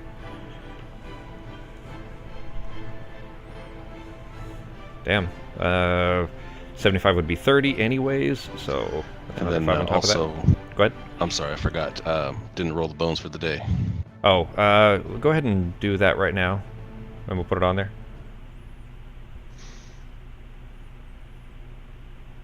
18, 4, 6. Alright, I put them on there for you. Okay, anything else for Peter? That's it. Alright, it is Ketis' turn.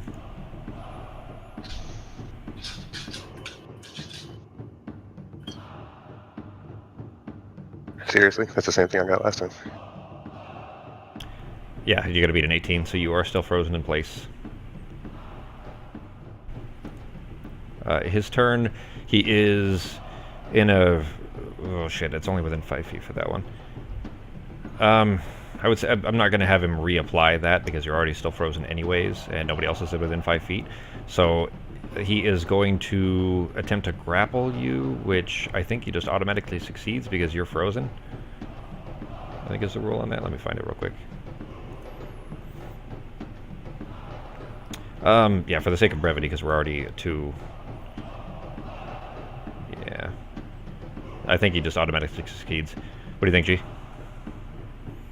Well, I don't think I'd be able to. Yeah, exactly. You can't really mechanically, resist. game-wise. Yeah. You know, so. He is going to reach down, seeing you're already frozen, and pick you up and launch you into the distance. So you... Me and Toki both, man. well, Toki at least had the feather fall, so he was able to float without getting too messed up. But you are picked up by this thing, and you see, because the head of this creature is just barely above the the most of the surrounding. There's still plenty of these morels that are much larger, but just surrounding the larger mushroom, or the kind of at his height, anyways, those mushrooms, and he tosses you over those, and you go sailing off into the distance. I don't know what the throw distance would be for this giant thing, but let's say that you go flinging head over feet, just careening out into the distance until you bounce off of one mushroom and then smack into another and smack into another until you collapse at the ground. It's going to be pretty heavy for that distance.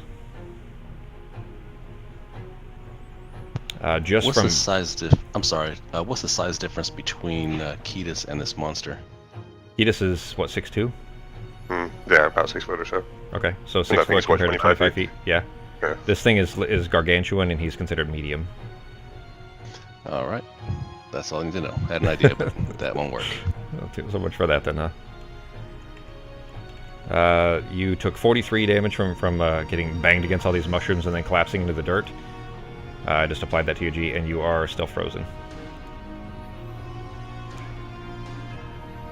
It is Navarro's turn. Okay, how far away is Ketis exactly? You say something? 20 minutes, maybe half hour. Okay. Hang on, guys. What? Not right now. Maybe you want some? Maybe two. I'll go get some in a bit. Thanks, babe. All right. Sorry. Was that Becky? Exactly how far away is Ketis? You didn't see. Well, I mean, you could presumably fly up and see, if it damaged enough of the mushrooms to be able to tell where he went, but he is gone. Damn. I mean, you could fly there. You could fly and try to find it, but at least for right now, he's not visible to you. Alright, well then I guess I'll just stick with my original plan and shoot some more flames at this guy. Okay. Alright, so... I'm gonna do another line. Yeah. It keeps untargeting him for you. I'm not sure why, but yeah, you don't have him targeted again. There you go. Okay, finally. So he rolled a 14 with no modifier, and you rolled your DC's an 18, so it's full damage this time. Which is 4d8.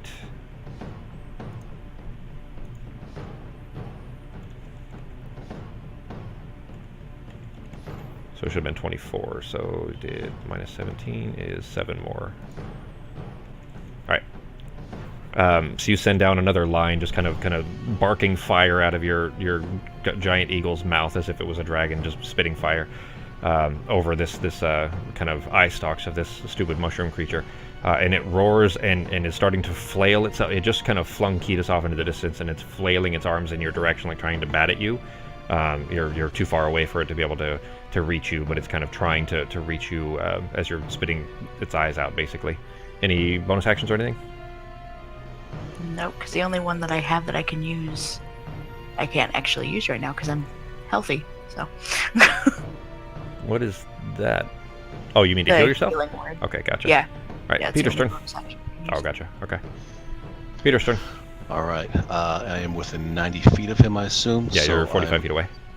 All right. I'm going to cast Immolation on him. What level is And, that? That does not sound good.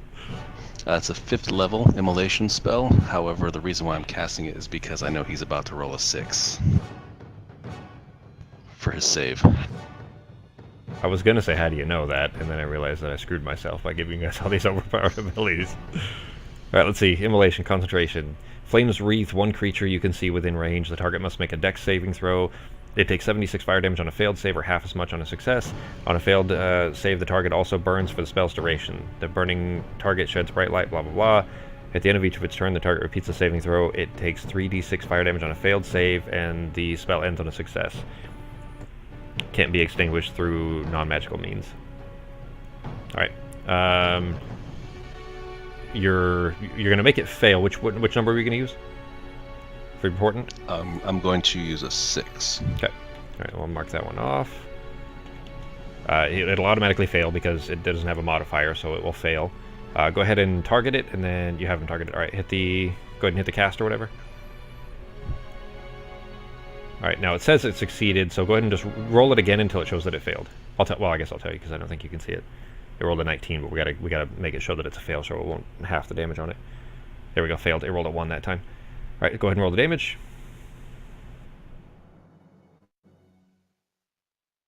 76 is that? I think that looks like a low roll, doesn't it? It is 42, so 21, I guess, so not that much of a difference. All right. Yeah, so 190. this will burn over the next minute, right? So every turn he has, he burns again. On the failed save, the target at the end of each of its turns, the target repeats the saving throw. So it's going to burn at least one more time for 3d6, and then at the end of that turn, it gets to try it. Basically, as soon as it eventually succeeds, then the burning stops. All right. All right, that it for your turn? All right. Ketis, you get to make your save again. Now that you are outside of the range of the spores, you get to make the save with advantage. Because you're not breathing in this specific spore anymore. But you are out in other dangerous spores, so that could be bad for you too. Okay, you are still paralyzed, now breathing in awful spores. Make a con save, this time just for the fatal spores that are out in the middle that you just knocked through. Wow. Oh, shit. Alright, what is 2d12, hang on. God damn it, what the fuck happened to that die? I picked it up and just sailed across the screen, there we go. Alright, you take 14 damage from breathing in the fatal spores. Ben pointed out something the other day that I had noticed, I guess, but I hadn't really paid too much attention to.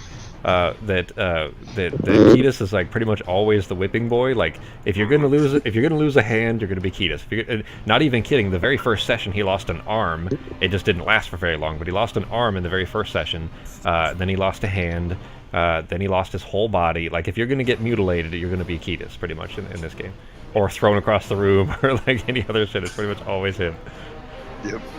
All right. So you are still frozen in place and breathing in these deadly spores. The Myconid's turn again. He is trying to... Oh, okay, here's what he's going to do. So he can't reach until he moves. He can step a couple of steps forward, but first, before he steps, he reaches down and grabs the closest mushroom stalk that is, with like something he could fit in his hand, and rips it up out of the ground, and then steps forward and swings it at Nivara as she's flying in her bird form. And misses the first swing. He's going to make a second swing. And misses again. God damn it. So he's just in a very angry, mushroomy rage, trying to swing this stalk at you and missing. What are you doing? It's your turn. Alright. More knowledge. Oh, was he supposed to take fire damage? Oh, yeah. That was on his turn, right, Taco? Yeah, I think so. Let me bring that back up here. On a failed save, burns for the spell's duration. At the end of each of its turns, target repeats a saving throw and takes 3d6. Alright, so that save... let me grab Immolation again. That was third, you said? Immolation was fifth. Fifth, okay. Immolation... he has to roll the save again. Let me try that. You still have him targeted? Yeah, you do. Alright. He rolled an 8, which fails. So that burn of 3d6. Alright, so he goes stepping forward, trying to swing this giant mushroom stalk at the bird form of Nivara that keeps spitting fire in its face. And as he's stepping forward and swinging this, the feet underneath him just keep burning and burning and burning from the immolation that Peter had thrown at him already, until his legs, the knee that both Peter and Ketis kept chopping at, burns through and collapses from under him, and he tries to catch his weight on the other two legs, but it's just too late, and his weight is pouring one direction, and he goes falling forward and collapses into the ground, causing this just upheaval. This massive cloud of spores fills up. Make a con save on Peter and Nivara. And this cloud of spores from the ground just kind of puffs up as he collapses into the dirt, and the burning just kind of catches the rest of it and just begins to just burn over the rest of its body. Navara, you breathe in another choking amount of these and take 10 damage. Yeah, Peter saves. But that 10 just comes out of your bird form, so you are still flying up above, breathing in this cloud of spores, and are coughing and coughing and coughing in this bird form. And the... Oh, I didn't realize it was that short. But the form is collapsed on the ground and is kind of beginning to burn away. There isn't a whole lot left of the body. What are you guys doing? Okay, well, since I'm still a bird, can I fly over towards Ketis?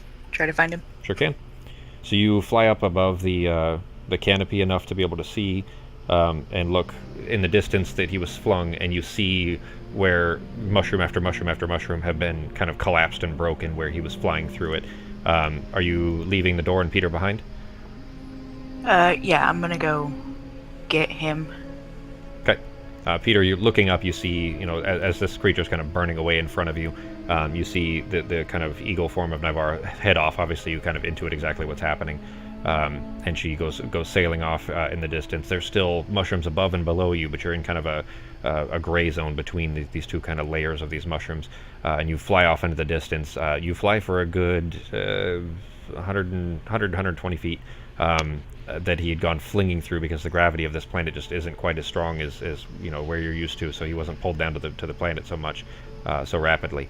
But you kind of sail off into the distance and begin to kind of bring yourself down until you see the spot where he had collapsed into the ground, and he is in a very uncomfortable looking position. One arm is bent back behind him, looks like it's clearly broken, is not moving. What do you do?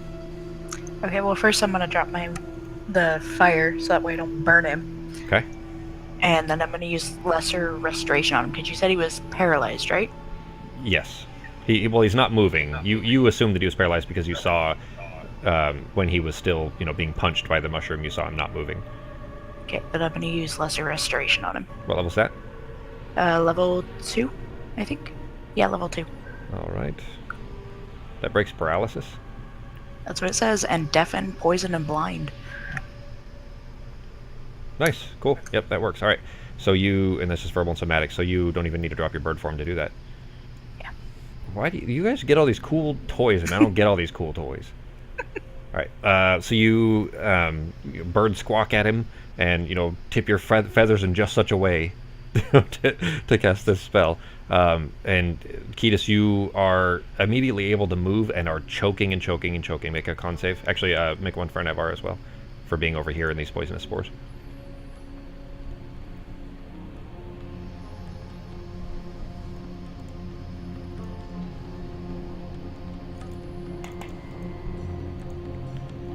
Picking this up and it's like automatically dropping it. Ketis, you take another 8 damage from breathing in these spores, putting you to 83. But you are able to move, and you kind of sit up and bring your right shoulder around from behind you. It is banged up like a motherfucker, and Ruin is missing. You drop it. I'll draw it. I'll draw it to me. I'll draw it to me with my good hand. Is that an action to do that? I would say, yeah, that it's fine. I mean, your shield arm is still open enough that you could summon it to you either way. Either way, we'll say that you were able to summon it back to you. It was just in your hand when you got flung, so it kind of flew out. Got banged against a mushroom and fell somewhere. So you summon it back to you, and kind of carefully, using your left arm, try to slide it up into your sheath. When you get healed, your right arm will be fine again. It's just you're broken at the shoulder at the moment. But you're sitting here in front of the Navara bird, who is floating up in the air, kind of flapping her wings right in front of you, kicking more spores in your face, by the way. What do you do? Am I too big to land? There is space to do so, but if you land with your talons, with the bird's talons, you're going to stick them into mushrooms, and you're going to lift off carrying mushrooms with you. Hover below and I can jump on.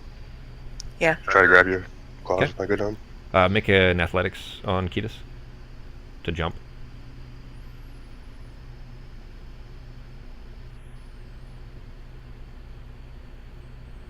Yeah, that's fine. You kind of, seeing what Navar is intending to do, obviously knowing this is Navar, of course, you kind of duck under and get around behind and try to jump up onto her back and grab on. You're kind of only holding on with your shield arm, but it's enough that you can kind of, just lift yourself up carefully up to where you got an arm kind of around the neck, basically, of this giant eagle. and Navarre, you're able to fly yourselves back. So you make it back to the mansion. You guys are safely back in the mansion now. Were you doing anything else as far as... well, I guess tell me that. I guess you're doing anything else or just heading back into the mansion? I don't think we need to do anything else, do we? Except for get back to it and rest up. I'm gonna kind of look around a little bit to see if that little mushroom guy is anywhere near us. Oh, yeah. Make an investigation roll on Peter.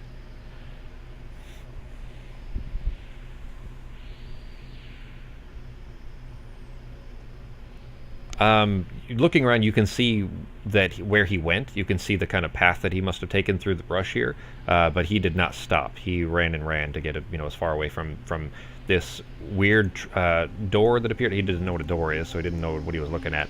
But this weird thing that just appeared out of nowhere, and then he saw some faces, and then that giant creature came, so he just booked the fuck out of there.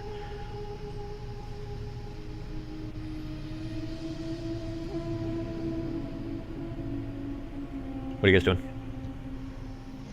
Head back. I'm gonna head back to the mansion. We gotta heal up, rest up. Okay. So you guys get back in then. I'll go ahead and apply your long rest here. Ketis, you through some ministrations from both the unseen servants here and from Navarra's healing, you get your use of your arm back. Everything seems to be back in normal working order for you again. I mean, you could have used hit dice and so on as needed, but it wasn't really necessary. But you're basically back in normal working order. The following day, and Peter, I know, or Sako, I know you got to head out in a second, so we'll get through this end part here real quick. But the following day, you guys, in the next Toki trip of him going out there, he steps out carefully through all of this. He's still covered in all this shit. He's still, just soaked to the bone, and just hating every second of this.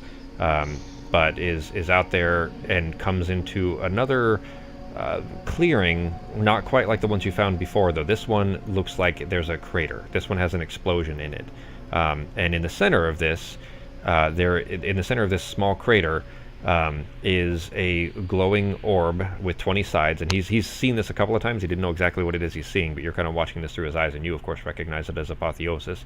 But there is this glowing orb that is shedding off light silently in all directions, that is kind of floating and rotating and surrounded by corpses of a good 6, no, he counts 7 of them, of a similar shape and style to that one that you just fought. These giants, these massive fungaloid giants, these myconids.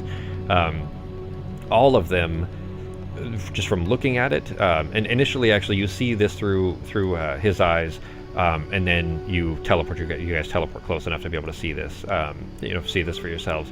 All of these massive gargantuan fungaloid creatures came here at different times, it looks like, and then from the way that they've been blasted away, they're all laying in a line. Basically, they're all laying where their feet are closer to the apotheosis, and their head is further away.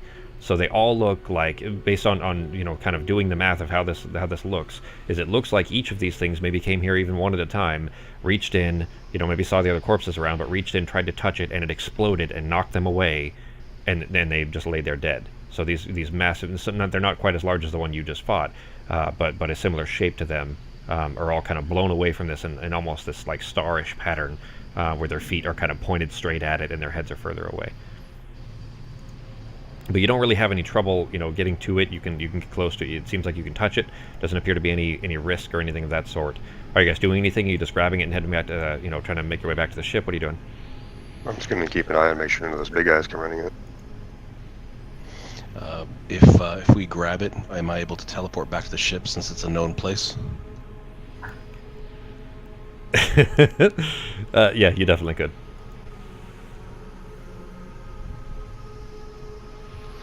Ready when you guys are. All right, I'm down too. And with that, actually, I would say that as soon as that it's apparent to Toki that he doesn't have to make the whole walk back, he is probably the nicest he's ever been to all of you. He's all of a sudden just a very happy cat.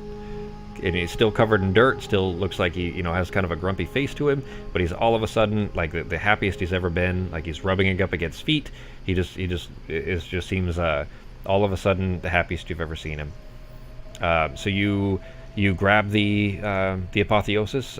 Peter, you'd already you kind of prepared your teleportation circle just to, ahead of time before you grabbed it in case something came out to be a potential risk to you. But you grab the thing and begin the ritual and send yourselves back. You teleport back into the ship. As soon as you appear, Yorith is just gleefully giddy and just screams, and then kind of has her hands just kind of bunched up around herself, and then just runs out and just throws her arms around you guys, gives you big old hugs. You see Jack kind of just grinning in the back. Yorith says, "Did you take the notes that I asked for?" Yep. They're all in our head. We'll go ahead and jot it down for you. So you pass that information along to her. You, at this point, because it's been a little while since you've been here, like you've been probably maybe 2 months in, are you guys doing anything else while you're here? Or are you kind of just biding the time? Say a couple of months into what is generally a year. You did notice, of course, that at some point, a day or two after you guys came back with the apotheosis, that you started seeing the kind of a dim darkness over the sky. It's hard to see through the mushrooms, of course, and you're starting to see shapes that vaguely resemble eyes all over the place. And then you start seeing the little white, milky white, kind of spider-like creatures all over that are just staring at you and then disappear. And they're hard to see if you're not staring right at them.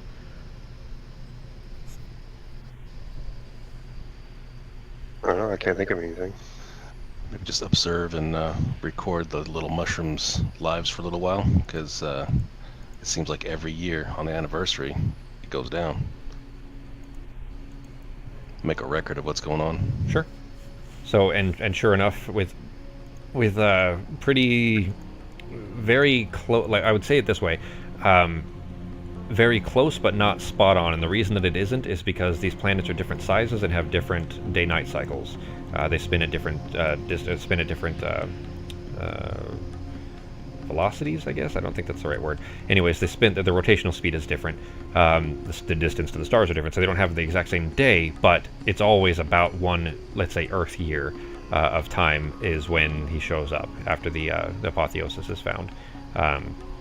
And sure enough, the process you've come to not only expect but kind of are certain to see every single year. God damn it, I removed the thing I needed. I don't think this is the right one, but it'll have to work. But coming up out of an unexpected / expected time, the sky begins to turn dark. The black tar pillars drip out of the sky. They crash into the surface below. They rip through the titanic sponge morels, sending the stalks tipping and crashing and some flinging up through the air end over end, flinging off into the distance. And they burn through the fungal vegetation like a logger might chop timber. And one of the things you notice, actually, I would say all three of you make a perception roll.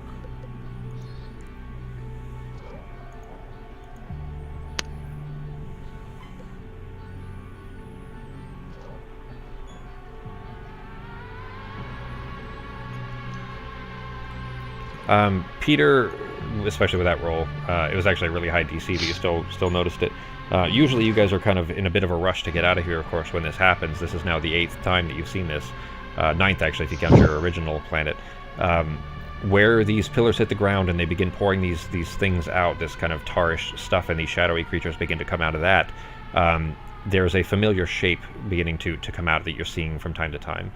These large muscular shapes that resemble gorilla-like body with lupine features, kind of a wolf-like head, are pouring out of this and running at the ship. You guys are already up off of the surface. You're already out of potential danger there, and they are now kind of going towards the fungaloid villages that you've seen all over the place, as well as kind of breaking down the surrounding mushrooms and so on. It appears that the hunger has absorbed and spat out the diabolical cave freaks that you guys encountered and befriended on your first cycle. And they appear to be mindless and enraged and violent. But the shoes begins to take up into the sky. The hunger doesn't appear to be focused too much on the planet. It is instead sending tendrils out, shooting through the sky, attempting to capture the shoes. But with some very careful piloting, Drew gets you guys out and through the sky and out into the next cycle. And I had a whole nother cycle ready for us, but that one took a lot longer than I was planning for. So we're over time already because Sako has to go soon. Now both. It's funny actually. I'll go ahead and stop the session there. But